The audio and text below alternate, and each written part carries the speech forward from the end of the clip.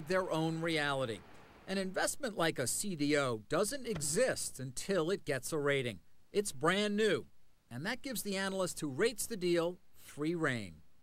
One of those analysts was Ann Rutledge. There's so many ways to turn something that's crap into a AAA. There are so many ways to turn something that's crap into AAA. Yeah, if you just follow the rules without following the spirit of the rules, it's not difficult to do. If you were a rating agency analyst, you could cheat at every point along the way. I mean, it doesn't seem like there's that many people who actually really know what's in these things. I don't think that there was a tremendous amount of financial sophistication on the part of the people who were rating these CDOs. No, I don't think so. I know that I wasn't very sophisticated when I was doing it. But the most important thing is the willingness to say, hey, this doesn't make sense. And the willingness to say, you know, I just don't like this. It doesn't smell good. You know, shoot me if you want, but I'm not gonna go for this. For its part, Rutledge's former employer, Moody's, defends the integrity of its work. They told us its ratings are assigned by committee, not individual analysts, and based on rigorous and disciplined methodologies that are publicly disclosed. All the rating agencies use their methodologies to stamp hundreds of billions of dollars worth of CDOs with AAA ratings. Few investors seem to look beyond that rating, because if they had, they would have discovered a complex security whose components didn't add up. Even Alan Greenspan, the nation's top economist, was befuddled by the CDO. Look, I've got some fairly heavy background in mathematics, but some of the complexities of some of the instruments that are going into CDOs bewilders me. I don't understand what they're doing, and I figured if I didn't understand it, and I had access to a couple of hundred PhDs, how the rest of the world is going to understand that sort of bewildered me. If Alan Greenspan can't understand exactly how they're getting to where they're getting on these particular structured products, then how are any of these investors supposed to understand? Well, we learned the answer to that. They didn't. They didn't. They didn't read the fine print, because had they read it, they still wouldn't have gotten it. We asked Ira Wagner about that. He spent years creating CDOs. I've had Chairman Greenspan sit across from me and say, you know what, he can do a little math, and he would look through some of these prospectuses, and he wasn't sure he could quite understand what a CDO was. Right. You know, I think if you were investing in them, you had a responsibility to understand it. But I mean, you know, we've talked to people who say, how is it possible that a CDO that is made up of BBB and BBB- rated securitizations, yes, 80% of it could be rated AAA. How is that, Ira, how is that possible? Sure. Well, you know, I think you have to look at the underlying assets. And you do have track record of how these securities have performed in the past. And so if there are problems in the underlying asset class, you're going to experience problems in CDOs. Translation? If they're really made of garbage, at some point they're going to be worth garbage. Back in Dallas, that's what Kyle Bass was betting on. Bass gambled against the housing market by buying credit protection, a kind of insurance, on various mortgage-backed securities. If those securities declined in value, as Bass was sure they would, his insurance policy would pay off. The investment banks were happy to sell Bass that insurance. Not only did the insurance policies bring in a nice fee, but they were sure they'd never lose a dime, because they believed people would keep paying their mortgages.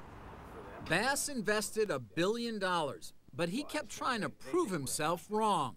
I needed to bounce this off of everyone I could think of, because given my opinion as to exactly what was going to transpire, you know, it was going to be an awful outcome.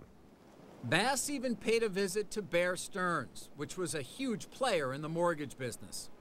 He gave a detailed presentation on his thesis to the firm's top risk manager and his team. I walked through it all and I said, you realize that if I'm right, how are you going to manage your risk as a firm? And he cut me off very quickly and said, you worry about your risk management, we'll worry about ours.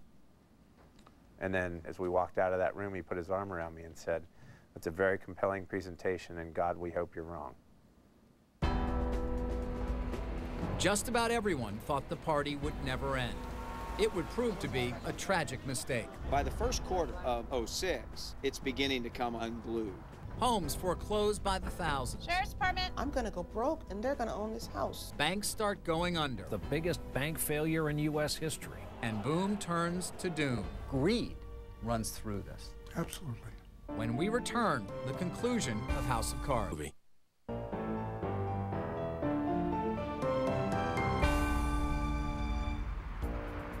In 2006, the mortgage company Own It made $9.5 billion worth of home loans, 15% more than it had the year before.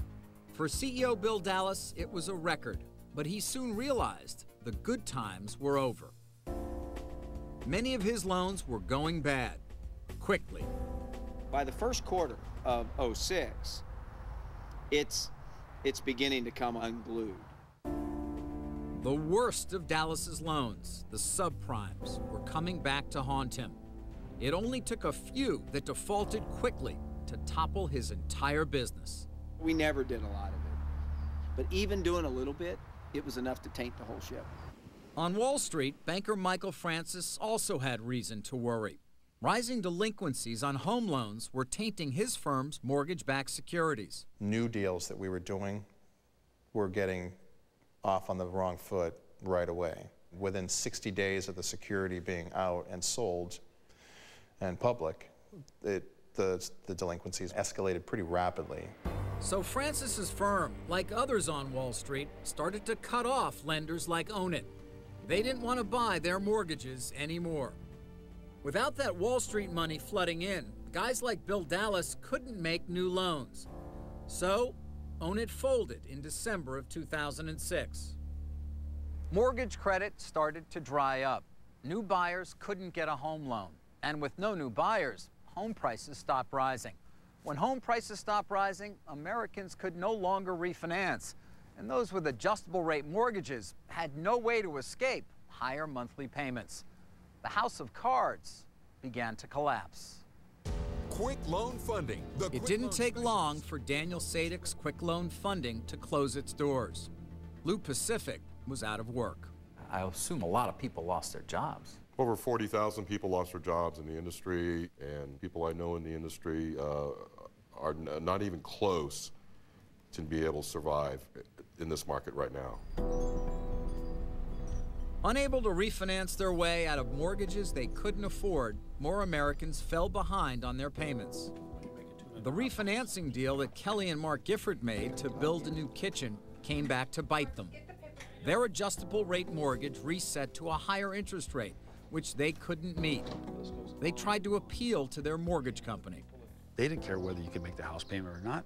They just wanted to get the money, put it in their pocket, and go somewhere else. If the bottom fell out, oh well. The Giffords hired a lawyer, and after months of negotiating, they were able to work out a new repayment plan. Erica Medina wasn't as lucky. After refinancing to fix up her backyard, she took on a mortgage she couldn't afford. Medina's house was scheduled for a foreclosure sale. I asked them to postpone our sale date to give us enough time to come up with the $14,000 that we owed them. They said no, they would not postpone it, only if they had their full amount. I didn't have enough time to get the full amount. Erica's husband, Frank, could do little to help. He's crippled by post-traumatic stress disorder from his years of combat in Afghanistan and Iraq. Just days before the foreclosure, Erica Medina found a way to stave it off, but at a painful price. When her father died, she says she decided to forego a proper burial. We've only been able to cremate him. We had to use the money for his burial to take the house out of foreclosure. So, by the grace of God, we were able to stop the foreclosure. That's the only way we were able to save the house. Erica Medina is still in her home, but the shadow of foreclosure hangs over her month by month. Go to God, go to Him in prayer. Eventually, two things are going to happen. I'm going to go broke, and they're going to own this house. Cynthia Simons has not been keeping up with the mortgage payments she didn't understand in the first place. She blames herself. But she also blames the mortgage industry.